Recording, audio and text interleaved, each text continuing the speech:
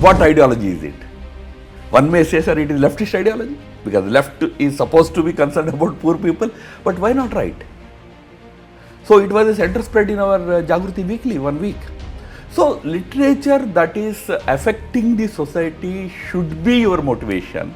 See, when you dramatize it a little bit, you are telling history, but you are telling it in a semi-fictional form. It has its own attraction, definitely. But that is how I evolved. Over 30 years, I was not stagnant in 1991. I learned about new things. I realized that probably the interpretation that I gave to certain events and incidents was based on the level of maturity of a person who was 25 years old. But what is our practice today in the name of ideology? That is where today a good literary person thinks twice before writing a book. I agree that it should not be kind of a vendetta. It should not be like ideological kind of propaganda against any society or any group or any people. Like, we in RSS have been subjects to lot of biased propaganda. That is wrong. That I agree. One very unique thing about RSS is that, we have songs in RSS. I myself and you have written, authored yes, good more number than a dozen. more than a dozen songs. But we never publicized the name of the writer. Guruji Golwalkar, the second chief of RSS, was an original thinker. He spoke on various issues, those speeches, and some of his writings, even in the form of letters that he used to write, those letters used to have profound messaging.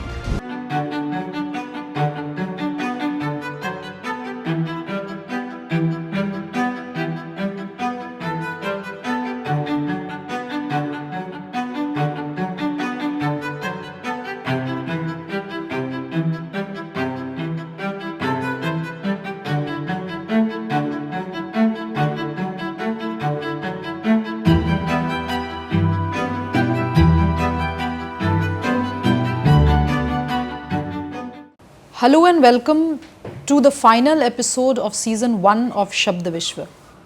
In this conversation series, we tried unearthing and curating conversations with some of those architects of our time who are building a parallel world of architecture, borrowing from the realities of this age through their words, through their photographs, through their various art forms. Today in conversation, we have somebody who has been an inspiration behind this series, somebody who actually mentored the architecture of this conversation, Shri Ram Madhavji. Ram Madhavji, thank you for coming over.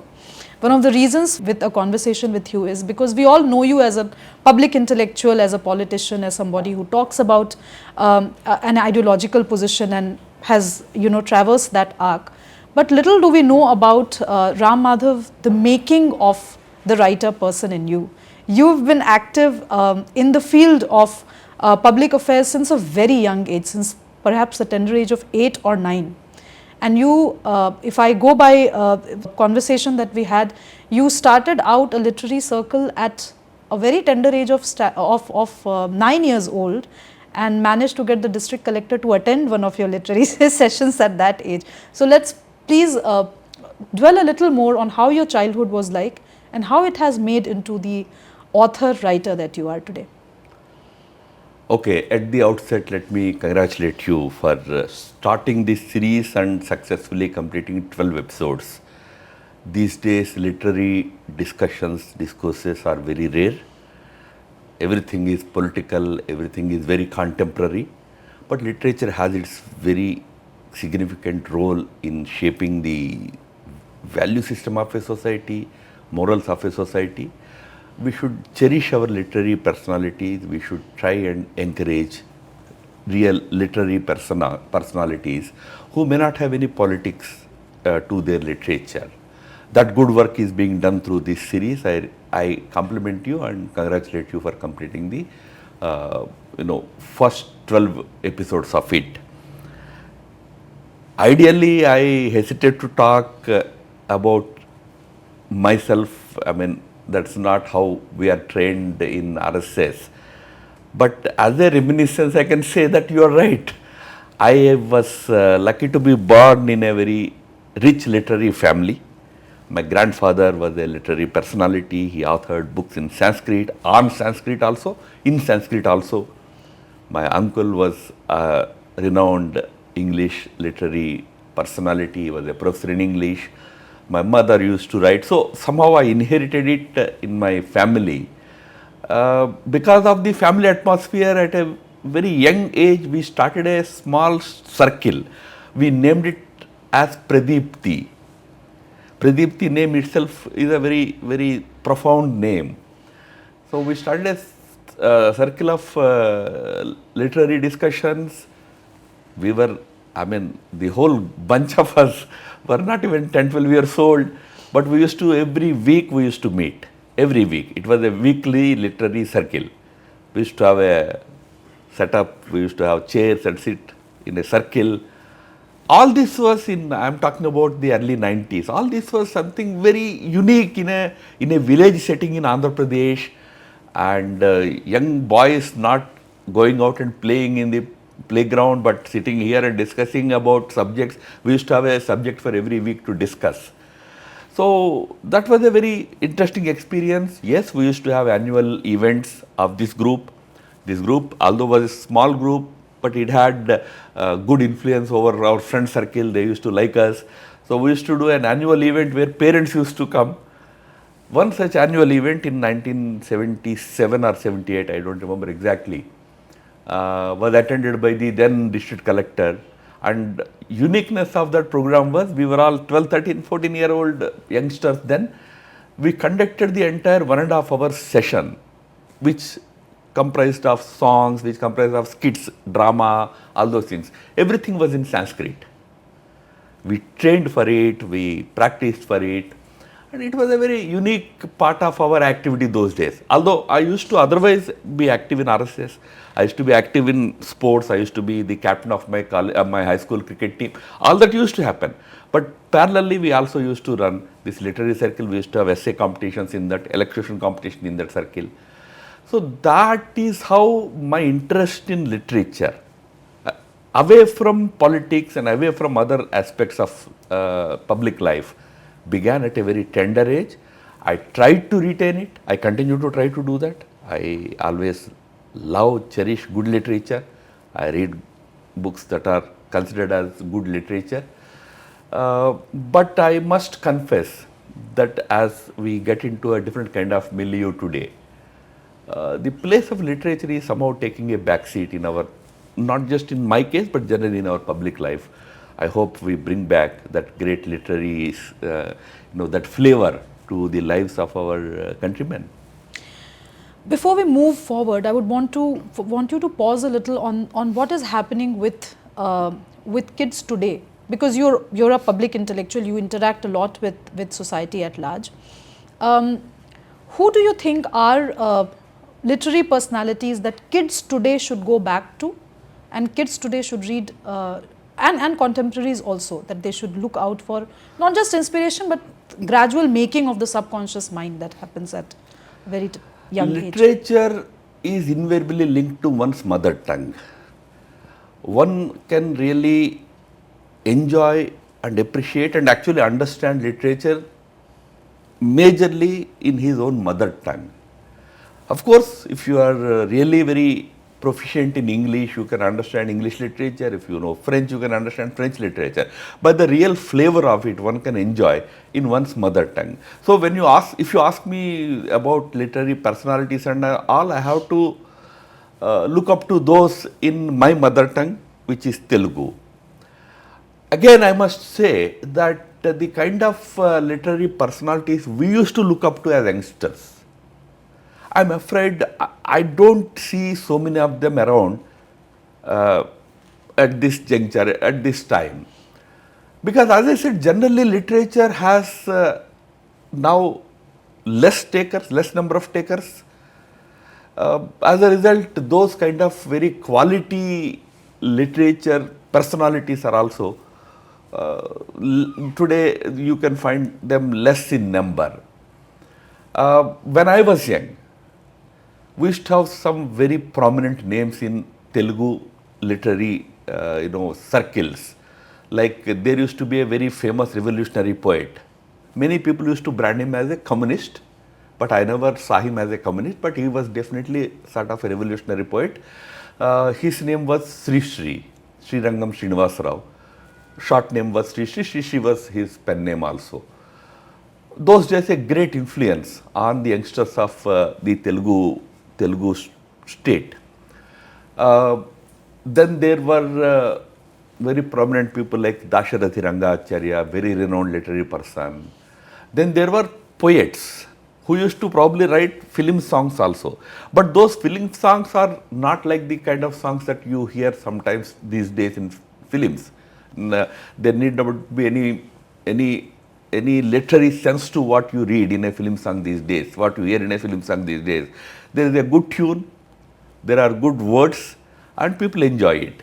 But those days, it used to come with profound messaging, profound meanings, and the language used to be of next level. We used to have people like C. Narayan Reddy, we used to have people like Arudra, and one of my own friends who rose to become a very renowned lyricist was one Sitarama Shastri. Those were the people who used to produce very good literature that used to influence all of us. I doubt if we have that kind of genre of literary personalities now. There are a few, but I really don't think they can be compared to those of my generation. So these ancestral voices, not just ancestral, but these voices that you read and carried those consciousness, you now came to the RSS, and then you started their magazine. You became the editor of their magazine, Jagrati, the weekly magazine, and then you started Vande Mataram and Bharatiya Pragya. As a centerpiece of that literary magazine, you actually started curating very interesting stories, which had a lot of literary element to it. What was the motive behind it? Because you were now working in a very ideological space. How did you marry these two seemingly disparate worlds, or were they not disparate at all?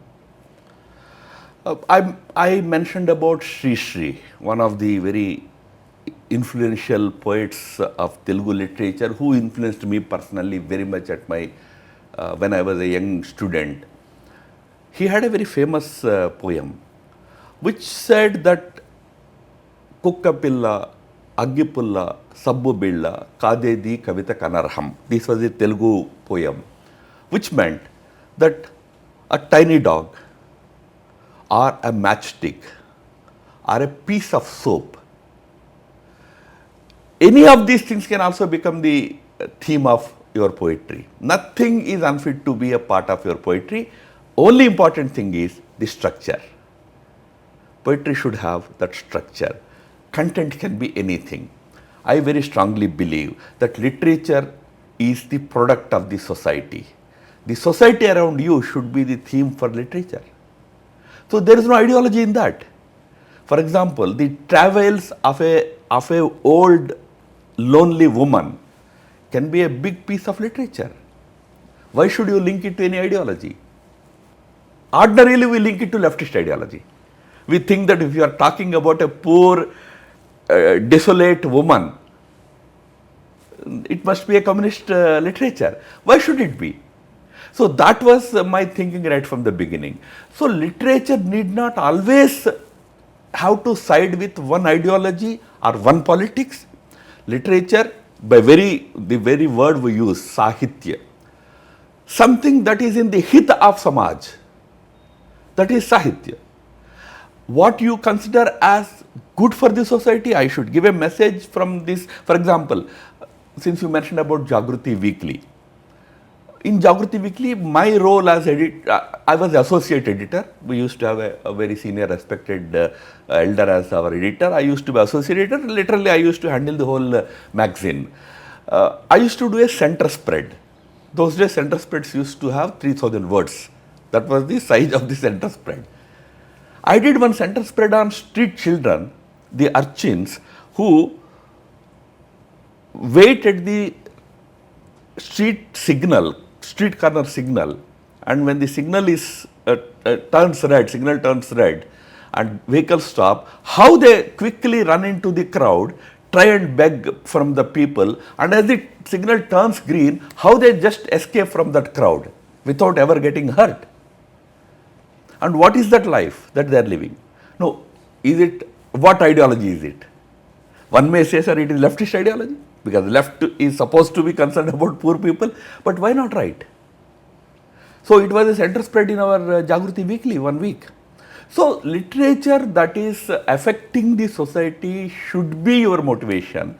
That's how I gained my inspiration from my contemporary literary giants those days, and I tried to continue it in the organization. And I must tell you, in the RSS, I never had any issues with anybody about these things. When I tried to introduce these new things, nobody said, why are you bringing in these issues? This is not Hindu Rashtra per se. No, they said, yes, these are the issues about which society should be enlightened, should be concerned about. So, literature by itself should be, need not necessarily be political, it can be apolitical, it need not necessarily be ideological in the sense of any rigid framework. It can be free from all those things, yet it can be very meaningful and very profound for the good of the society. You've written in Telugu, you've written in English, of course you know Hindi and Sanskrit. You are well versed in Sanskrit. So today there's a lot of conversation and chatter about language, linguistic divide. I don't want to ask you what your take on it is, because again it's a very political question, but how does literature look at languages? How should literature today look at languages? I said, you really understand the depth of the meaning of any literature, which is closest to in terms of the language that you are proficient with, like mostly the mother tongue. The second comes the languages that are close to your mother tongue. For all Indian languages, the closest is Sanskrit. Naturally, Hindi being spoken largely by the countrymen, maybe then Hindi. Then comes, of course, languages we brought from outside like English, French, all those things. But again, as I said, if literature does not have any politics or ideology, why should it have a language? Any good literature, in any language you find it, should be appreciated. Although, I just add one rider to it. Because literature reflects the social reality, our literature produced in a French language always reflects French reality. It need not reflect Indian reality. So you should be able to have that kind of a very, very wide canvas in your mind to understand the French reality and still enjoy it, or an English reality and still enjoy it. But now English has become a universal language. You can write very good literary pieces about your own reality, Indian reality, in English also. So that very question that whether language has anything to do with literature, yes and no. Yes, in the sense that one appreciates literature in one's mother tongue very profoundly, very easily, but literature can reflect that great, that flavor one can enjoy in any language. And what are the Sanskrit texts that have huge literary value to you? Oh, as a young child, young means I would say at the age of 3-4, I was taught Amarakosham. I mean, something probably not many people know that such a book existed, such a Sanskrit literary work existed.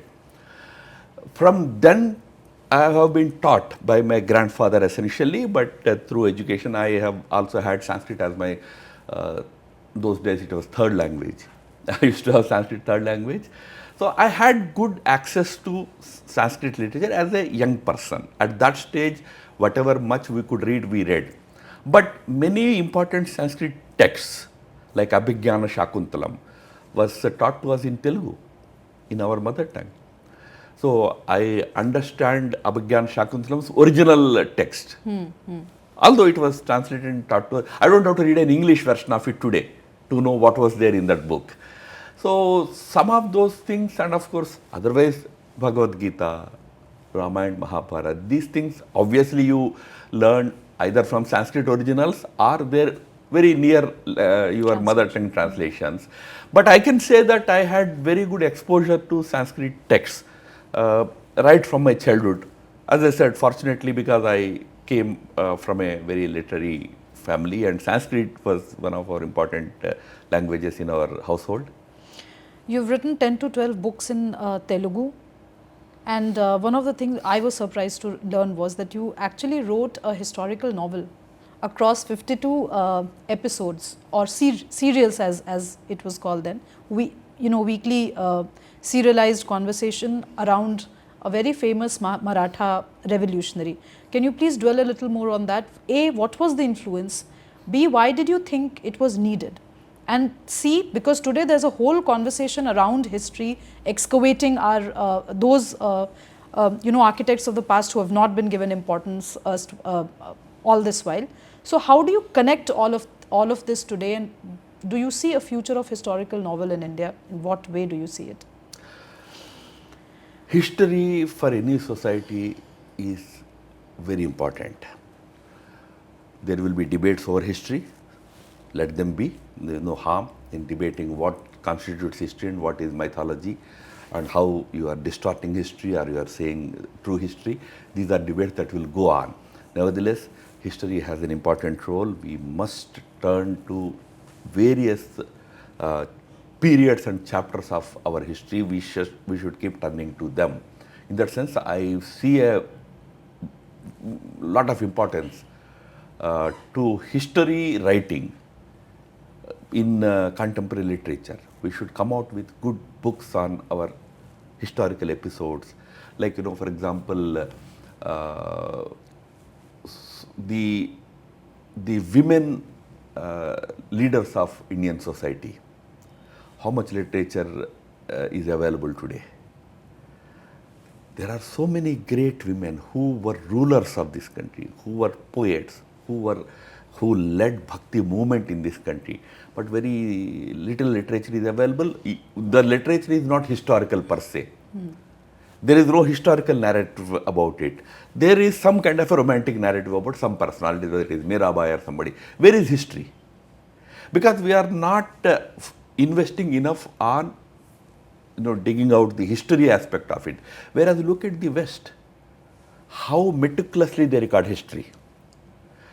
You are not sure about your epics today, whether to call them historical texts or to call them a mythology or just a story. And I saw somebody even claiming that Chanakya never existed. One of the prominent guys, he was saying. The reason being, you never focused on actually getting into the historical aspect of those personalities. You were happy with the romantic aspect of it. So history is very important. I read books that give so much detail about 3rd century, 2nd century BCE wars. The Greeks fought, the Romans fought. Historical accounts of it. Where are those accounts in our country? I mean, if you take Bhagavad Gita, what is the next war you talk about? Ashoka? In between, what happened in this country? There is literature. I am not saying there is nothing existing. There is the literature about Gupta period, but these are mostly Christian era literature. So we need to invest in our history. Even in the last 2000 year history also, so much is yet to be explored properly. I always had a lot of interest in that history. I had the opportunity, as editing a magazine gives you a lot of freedom. You are the boss. So I used that opportunity to dig into the life of one naval hero who actually had led the Maratha Navy. Marathas used to have very strong navy. That navy fought against the Dutch. They fought against the British. And they created, some of these forts, those forts that you see on the Konkan coast were naval forts. Strong naval forts they built. Janjira is a very strong fort. So that history, especially Maratha naval history, must be a matter of pride for all of us. So I tried to study the life of one such very famous naval hero of the Maratha Empire called Kanoji Angre. And Kanoji Angre is a well-known name also in Maratha history. And I serialized his life into a 52-part print serial. People, serial means people only know about TV serials. But in our times, we used to have serials in print also. And one story taught are narrated in 52 episodes. 52 episodes means one full year. So I ran it in one full year, and it was a very interesting novel. You see, when you dramatize it a little bit, you are telling history, but you are telling it in a semi-fictional form. It has its own its own attraction definitely, but it gives the author a little bit of freedom to interpret. I created a conversation between Kanoji Angre and his wife. In that conversation, I tried to touch subjects like untouchability. You are talking about some Yes. 18th century, 17th century, 18th century history, but there you are introducing the conversation about whether touchable, untouchable, this divide is right or not, and all those things. So that literary freedom one can take. Yeah, that is how literature, history also can be, probably brought back into life. And this was noticed. You also became the censor board member in the then Telugu film world, and also created a lot of ripples then. How do you look at the architecture of cinema pontificating on meditating on life, and literature, of course, it does the same. How does the visual and the written medium, how do they operate, and what is their point of convergence and divergence? Of course, visual medium is also nowadays, especially in the digital age we are living, in this era and in this age, visual medium is again a very, very potent medium to convey good messages to the society. When we got into things like censor board, yes, I became a member of the censor board in 1998 in the capacity of the editor of a magazine there. So I was appointed by, those days Government of India used to appoint regional boards also. Even now I think that practice continues. So I was a member of the Telugu Regional Censor Board. As members of censor board, you are expected to watch every movie very carefully and in effect some cuts or suggest some cuts where you think it's not good for the viewership. Those things we were supposed to do. I must confess here that I was by then an RSS Pracharak of some 15-16 years standing. So when you are ideologically motivated, you start looking at things from a particular prism. So I used to look at movies also from a very staunchly ideological prism, or probably I would say quote unquote moralistic prism. And I used to have a lot of objections, but fortunately for the producers and all, there was not one member who would censor it. There would be a panel of 4 people. So even if one member raises objections, the other 3 say no, it's okay. It always went by majority. But looking back, I always nowadays feel that probably I was a little unnecessarily idealistic at that time. Movies have their own way of depicting things. So, but it was an experience.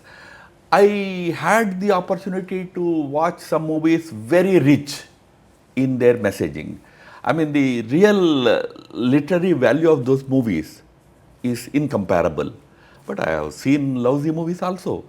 But nevertheless, visual medium definitely is a very effective medium. Historically in our society, not just in our society, what's opera in the West or in Eastern Chinese forms? What's our nritya, natya, Yes. our theatre, our drama? These are visual medium. Not necessarily through a digital device, but in the visual form we used to convey, and most of our great epics used to be depicted through these visual mediums, and our classical arts were all visual arts, the Janapada forms of art. So all those have very important place. Again, I am coming back to it. Again, all these things are taking a backseat now. Movies, of course, have a big role today also, and after the explosion of this digital age, you find visual medium to be a very effective medium. But how do you use that medium to send those profound literary messages is something very important. Ram Madhavji, I must say that you have been one of those intellectually very honest individuals. To take a position that I might have been harsh at that point in time is an act of bravery, especially in times like this. Which politician do you know of who has come publicly to say I might have taken certain decisions from an ideological prism? Very few people have the honesty to say so. But later, if you are influenced by real true literature, you should be honest to yourself. You know, I can tell you, since you raised it, I must confess one more thing here. In 1991, I did one book in Telugu. I did several books in Telugu. One of them was about the partition story of India. I was influenced by some writings by senior RSS leaders only, and lot of other literature that I had read as a young man. When I wrote that, I was very harsh on Gandhi in that book. This was 1991. In 2021, 30 years later, I did a book again on the same theme. Partitioned Freedom is the name of the book. It's in English now. In that I mentioned it. My views, if you were a reader of my 1991 book, and if you read this book today, you may find some difference in my views. But that is how I evolved. Over 30 years, I was not stagnant in 1991. I learned about new things. I realized that probably the interpretation that I gave to certain events and incidents was based on the level of maturity of a person who was 25 years old. But today at 50, if I still stick to that, I'm dishonest about my own intellect, my own thinking ability. So a literary person should have that honesty to say what is right as per his understanding, contemporary understanding of the reality. I tell you, I have read so many books which were honest confessions. You know, I have read a book by one Mr. Mohit Sen. Mohit Sen was one of those first communist leaders, remember, 1940s. Those communist leaders, yes. Who actually opposed India's freedom. They said that Mao should come and liberate India from Jawaharlal Nehru. I mean, Nehru was the prime minister and these people were writing that Mao should come. He belonged to that genre, but he wrote his autobiography in early 2000s. He said that yes, those days we were carried away by that propaganda. But today, looking back, we believe that that was a totally wrong step we took. We did not appreciate the freedom at the time. This is the intellectual honesty. A literary person should have it. If you are in politics, you may have to support many things that you do. But for a literary person, you should always be honest to yourself. Which is why, despite all the books that are displayed here in the frame, I don't want to have any conversation on them because we all know you as a public intellectual. These books come at a certain point in time with certain context. But there are issues which I want, in this conversation, I want to take up issues which are universal. For instance, we all talk about the ideological divide that's there in India today between the left versus what is loosely called as right. I don't really know if India really has a right ecosystem. But what are the writings from the Indian non-left point of view that you would want people, especially youngsters, to read before they have a full-fledged ideological political conversation on what is going on? A difficult question because as an avid reader, right from my childhood, I used to read books. That has become a habit with me. I never looked at the color of the author. Color in this ideological color of the author. Thank you for saying that. Not any skin color, ideological color. That's why I said somebody who was very well regarded as a communist writer, Shishri, could influence me.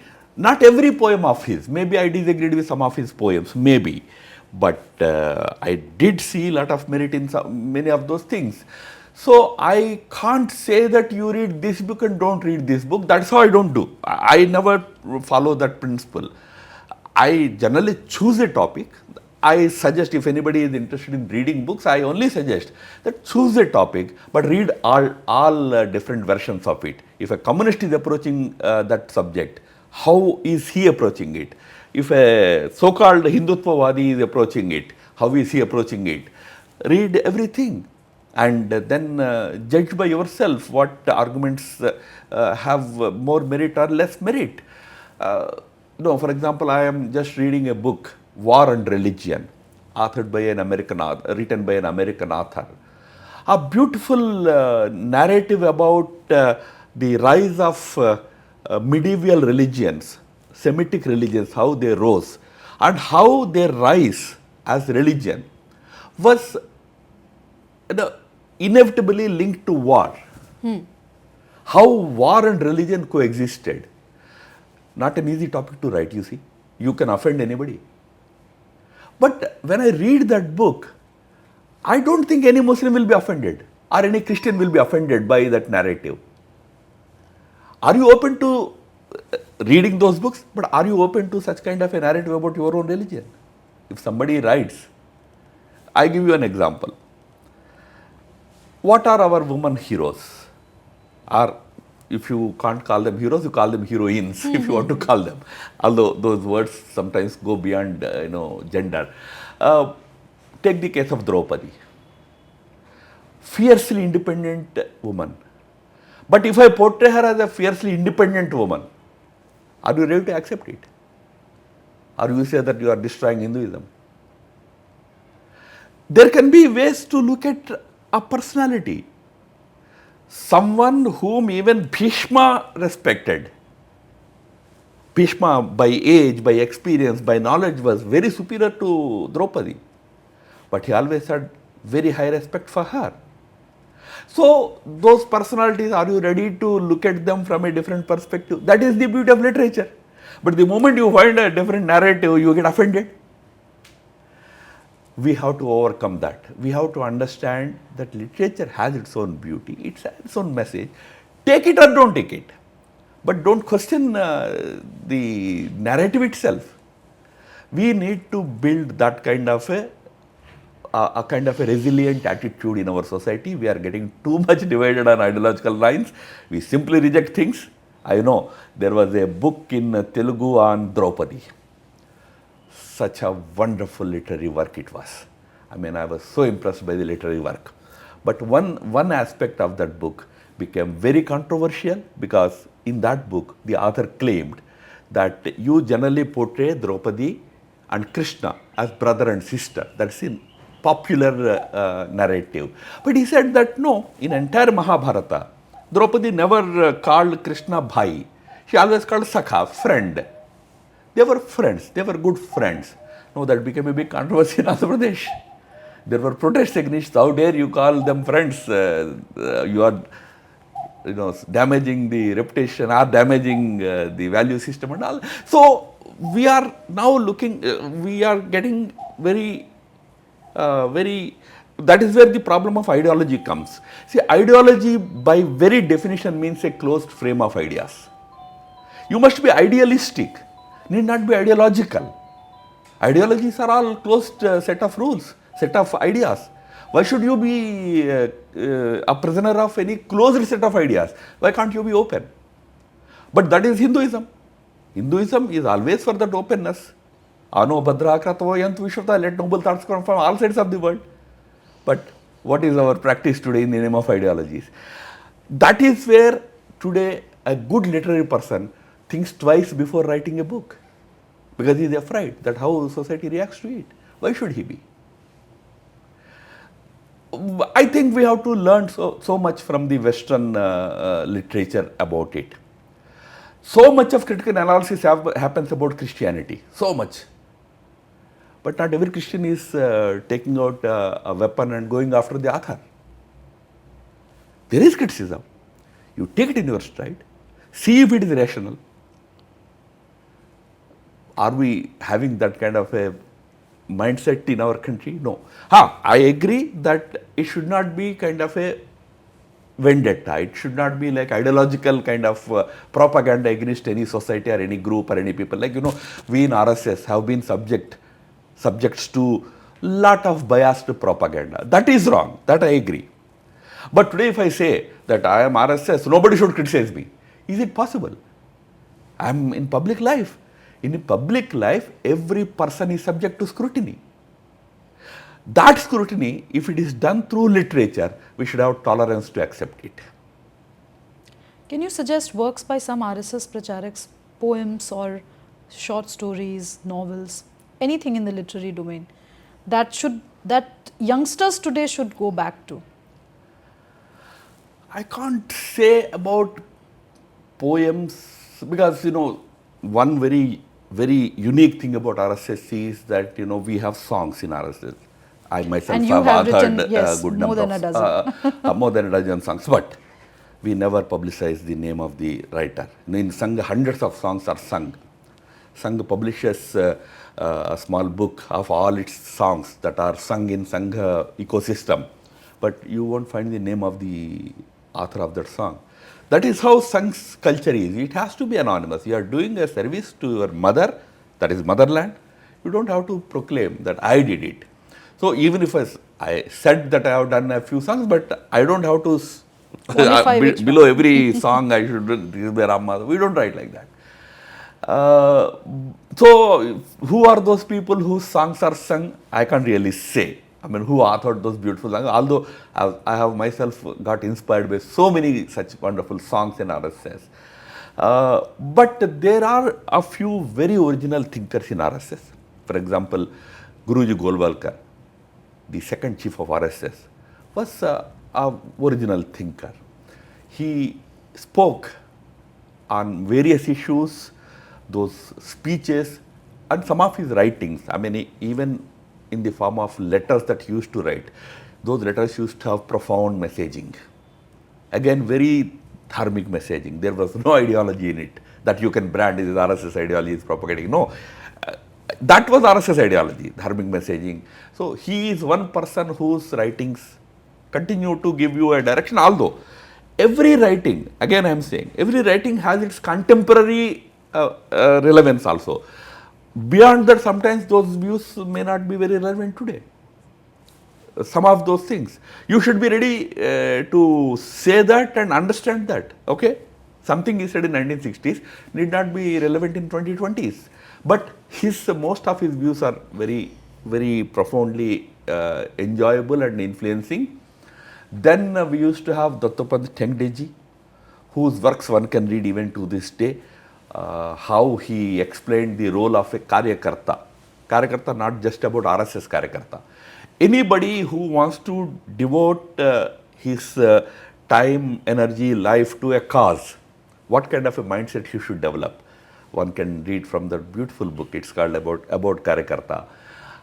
He has several other books. Then we had one very prominent thinker in the Sangh Parivar called Deen Dayal Upadhyaya. Although his literary life was small, because at a time when he was planning to give a new thought perspective to the country in the form of integral humanism, his life was taken away. He died in under mysterious circumstances in an accident.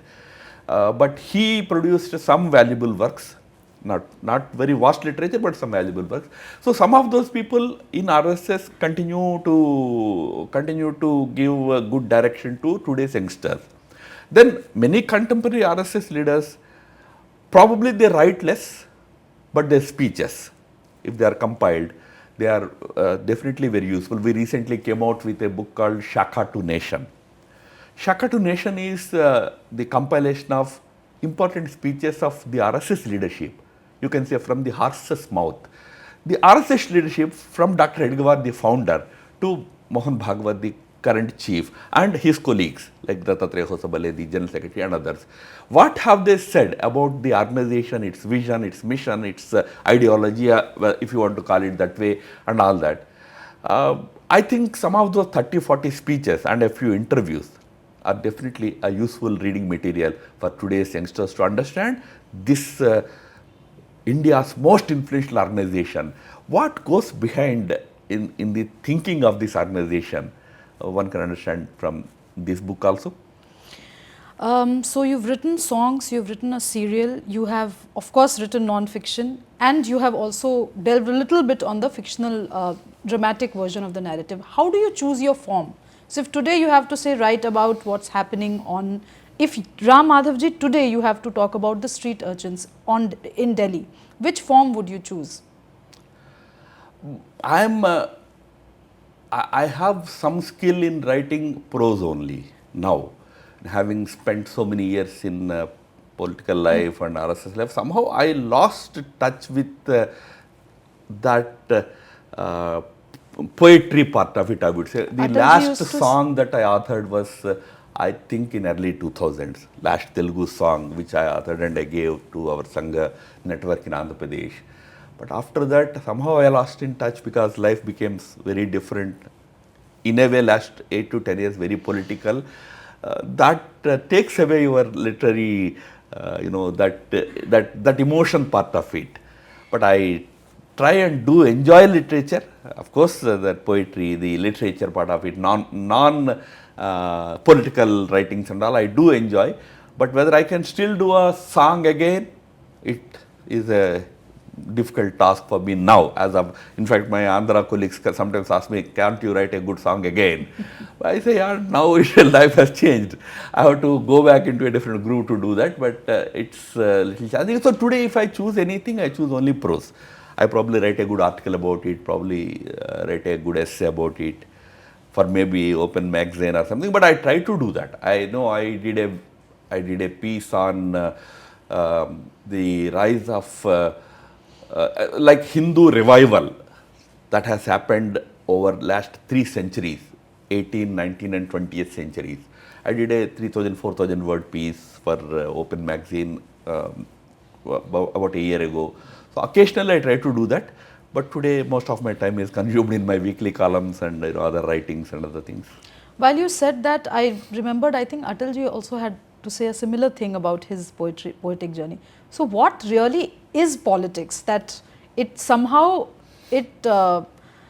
smoothens that poetic edge and makes you into a different person? I ask this question because I firmly believe that literature is also political to a great extent. Not talking about politics, for instance, like we did it in this series in Shabd Vishwa, not talking about politics is also a political act. But the rough and tumble of the political world, what does it do to a person's conscience? And somebody who has a literary frame of mind, who has a literary bent of mind, how do they preserve that part being in public life? Look, literature widens your horizons, mental horizons. The more you are seeped in the literary world, the more wider your horizon becomes. That way you will be definitely a better human being.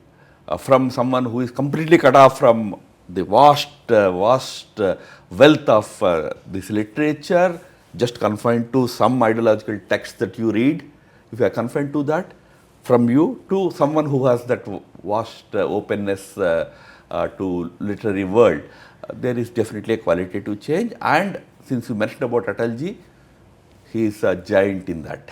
One of those personalities who retained that literary flavor till the end of his life. I said, last 20 years I have lost my touch with literature, but not Atalji. Atalji retained it until the end of his life. So that made him what he was. Why Atalji is today adored by millions across. I mean, one need not be a BJP person to love him or respect him. The reason is that the way that literary spirit shaped him as a human being, as a person, as a leader, the way he looked at things as a leader. I had the good fortune of working with him, or working under him for some years. But I had such great reverence, respect for him. Not just me, I tell you. Mufti Muhammad Saeed, who formed a government with BJP in 2015, which was a very unique government we formed, very unusual type of arrangement we made between BJP and PDP. It had its own criticisms and all. That apart, the only request he made to us was, apart, besides of course calling on Prime Minister, which was a normal, routine, formal thing that anyway would happen, he said he wanted to see Vajpayee ji. But Vajpayee ji was not even in a position to talk. Probably he was in a position in 2015 to recognize people, but he was not in a position to talk. He was very weak, he was bedridden and all that, he was not in good health. In fact, he passed away after 3 years. But he said, no, I don't want him to talk to me, but his darshan is required. So we took him. I mean, he met. Atalji nodded when he said that, he made this arrangement. So that is the kind of person he became, Atalji. It's not a commentary on any others. Don't take it. One should not take it otherwise. That why Atalji, why not others? That's not the way. Issue is that Atalji became a person because he had that vast, that his horizon was very vast, very large, very wide. So I think, literature should not have politics, but politics always should have literature in it. Literary spirit should always guide every politician. We have to read, we have to learn more, we have to understand the wider society, wider world. That helps in shaping what you are. Thank you, Ram Madhavji. Thank you not just for your time today, but thank you for really shaping a generation of youngsters today who retain a touch with the human side despite all the professional public work that most of us do. Thank you so much for being here. One important thing that always inspired me was one message of Swami Vivekananda. Vivekananda used to say that close your lips, utter no words of rejection or condemnation, but let your heart be open. Now that is what is essential for today's generation. Keep the mind spaces, heart spaces open. You don't have to immediately be value judging everything, judgmental about everything. Something as left, something as right, something as anti-Hindu, something as anti-Muslim. This need not always be the discourse. Let us keep the heart open, let's absorb things, and of course judge by your own understanding and maturity. That is what one can derive by exposing oneself to the literature. In that sense, literature I think is very important for any society, much more for today's society. Thank you. Thank you for watching. Do subscribe to the channel. Do spread this in your network. We'll be back with another season. Perhaps a change in the format or perhaps a change in the way in which we are approaching things, but stay tuned. Thank you.